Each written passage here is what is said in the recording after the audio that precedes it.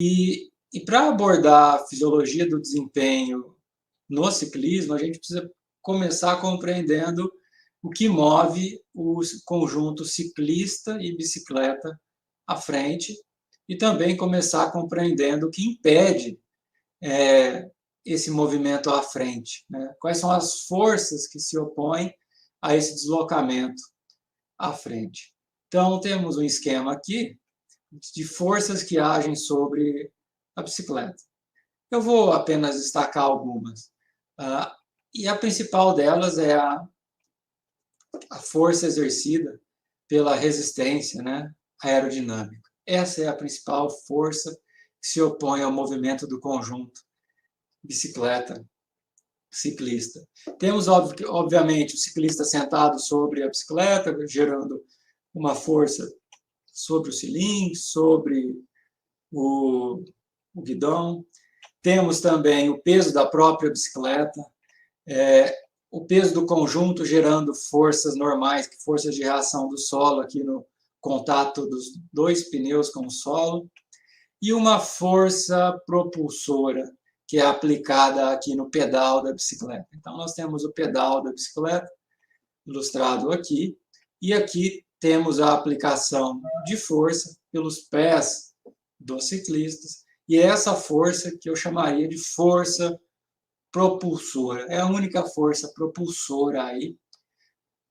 Outras forças ou não são propulsoras, ou são forças que se opõem à propulsão, como esse arrasto aerodinâmico, que aparece aqui, uma força desse arrasto aerodinâmico, e uma outra força de resistência, né, que se opõe ao movimento, que é devido à rolagem dos pneus, ao atrito do pneu sobre o solo, o atrito dos cubos, né, da bicicleta, o atrito do movimento central, aqui que é esse eixo, ao qual essa manivela, que no caso é pé de vela, está acoplado. Então, essas forças são de oposição ao deslocamento. E guardem essa daqui, a força de resistência do vento, e veremos adiante que a gravidade vai ter lá a sua colaboração como força de oposição ao movimento quando a inclinação não for zero, houver uma inclinação acima, positivo, pois aí também uma parcela da força peso, que é exercida por meio da aceleração da gravidade, vai também gerar uma força de oposição.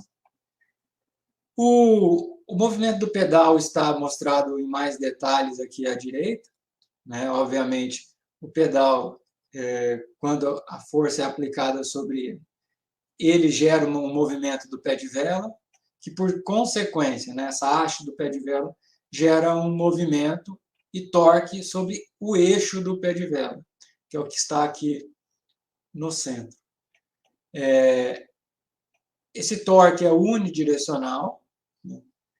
É possível até alguém pedalar no sentido contrário e gerar algum torque, é claro, porém esse torque não vai ser transmitido para a roda traseira, né? Se o pé de vela girar ao contrário, porque existe um acoplamento lá na roda traseira, que é conhecido como roda livre, que ele sim é unidirecional. Então somente olhando aqui da direita para a esquerda da bicicleta, somente movimentos horários do pé de vela é que transferirão torque para a roda traseira. E esse torque e movimento do pé de vela é transferido para a roda traseira por meio de engrenagens, que são as coroas e os pinhões, e corrente, que é o que conecta esses dois conjuntos de engrenagem. É importante destacar, mesmo porque os medidores de potência estão sendo popularizados, que potência é o produto da força com a velocidade. Então, força vezes velocidade é igual a potência. E quando nós temos um movimento circular, como é o caso aqui do pé de vela, o movimento do pé de vela e da roda, a gente acaba falando em força por meio do conceito de torque, porque inclui a força e a distância de aplicação dessa força em relação ao centro do movimento. E então, o que a gente tem como força vezes velocidade num movimento retilíneo, para cálculo de potência, aqui nesse movimento circular do pedal, do pé de vela e da roda, nós substituímos a força por torque, cuja unidade é newton vezes metro, e multiplicamos o torque pela velocidade angular. Então, ao invés de ser metros por segundo, por exemplo, a velocidade, nós multiplicamos o torque por radianos por segundo.